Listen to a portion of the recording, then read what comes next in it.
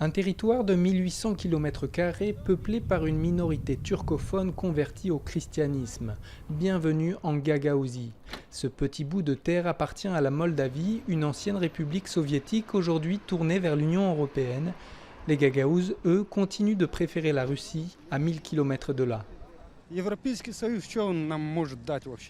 L'Union européenne, qu'est-ce qu'elle pourrait nous apporter en plus? Et comment y aller? On ne connaît aucune langue d'Europe et puis tout est plus cher là-bas, à commencer par les impôts.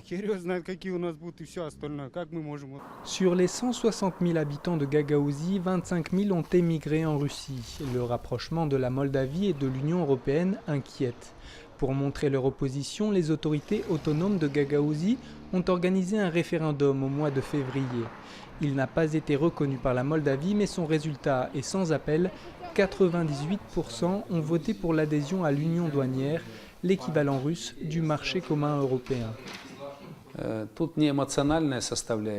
ne s'agit pas d'une relation sentimentale, mais tout simplement pragmatique avec la Russie. Les Gagaouzes sont pragmatiques. Ils veulent garder le marché russe pour continuer à vendre leur production à l'Est.